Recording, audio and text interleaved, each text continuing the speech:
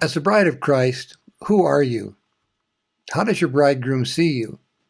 How do you see yourself? How does the world see you? Let's go back in time this morning and see how Solomon viewed these questions.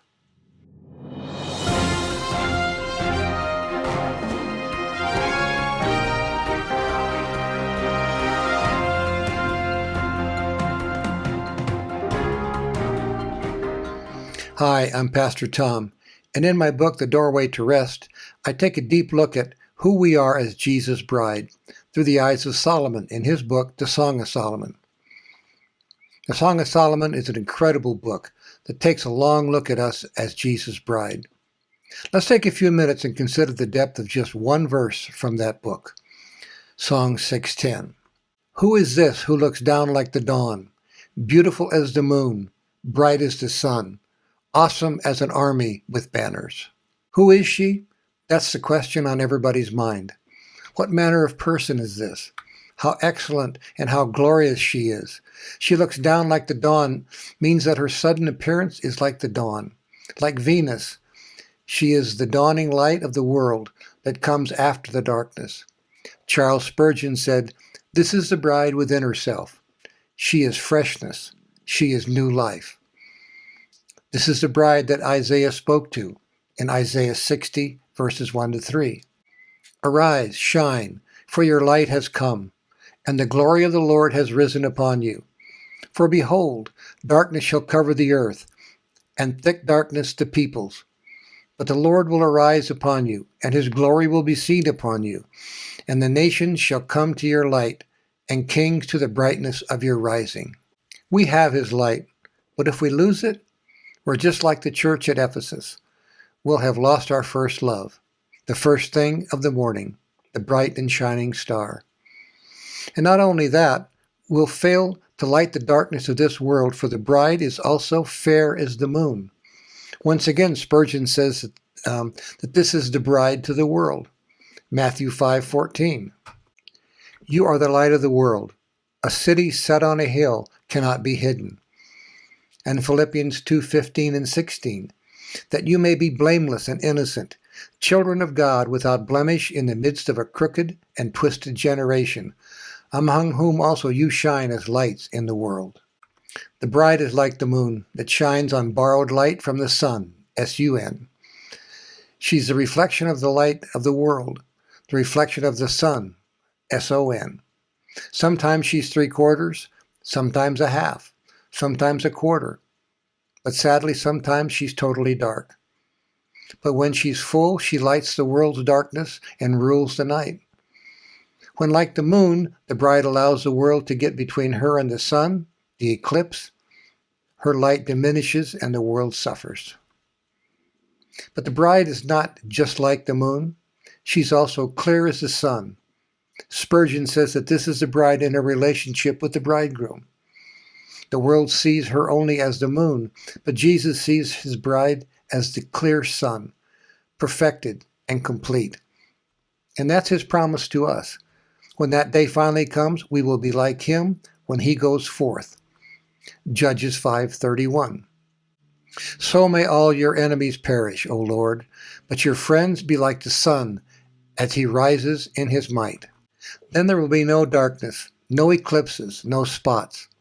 As Isaiah said in Isaiah 30:26, moreover, the light of the moon will be as the light of the sun, and the light of the sun will be sevenfold, as the light of 7 days, in the day when the Lord binds up the brokenness of his people and heals the wounds inflicted by his blow.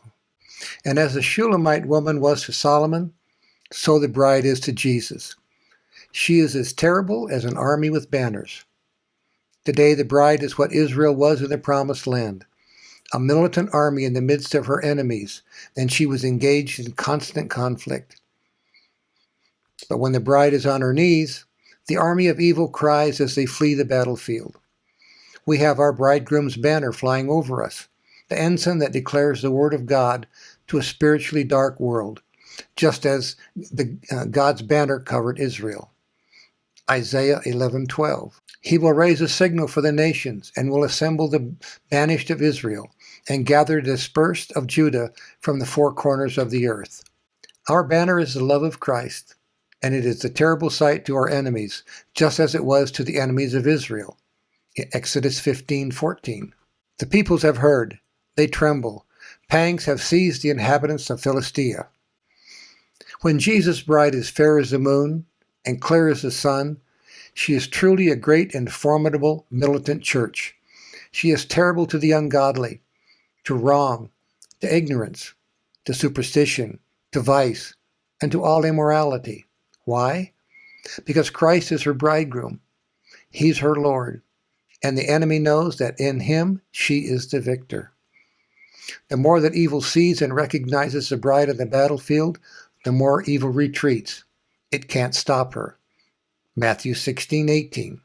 And I tell you, you are Peter, and on this rock I will build my church, and the gates of hell shall not prevail against it. In closing, let me read from a poem by the 19th century German poet Gustav Jahn, in which he describes us, the bride of Christ. Behold the bride, she, herald-like, precedes the royal sun, arrayed in dazzling light, as mild aurora smiles away the night, while all in dewy stillness shine the meads. Behold the bride, fair as the moon out gleaming, melting dim shadows of the midnight skies. His grace through her reflected meets our eyes, the light which she receives o'er others beaming. Behold the bride, a terror to her foes. As a vanguard of long embattled hosts, the power of heaven, eternal King she boasts, renowned to him, and glory forth she goes. So our challenge this week is to remember who we are as Jesus' bride. We're like the moon, reflecting the light of the sun into a dark world. And as we are his militant army, marching victoriously and unstoppable, right through the gates of hell. Now thanks for joining us this morning as we journey together from the cross to spiritual maturity. And if you haven't subscribed to our weekly videos and shared them with others, we would appreciate your doing so to help us wake up the bride of Christ. The time for her wedding grows short. Now you can help us with our efforts in Uganda. Just 28 cents puts the Book of John in a hopeful family's hands. Since we distributed our first copy in July, over 2,500 people have accepted God's promise of John 3:16 and have been saved and baptized. Now you can find the donate button below or on our website. The harvest is plentiful, but the laborers are few. Therefore pray earnestly to the Lord of the harvest to send out laborers to the harvest. So until next Wednesday morning, have a great week in Jesus, and God bless.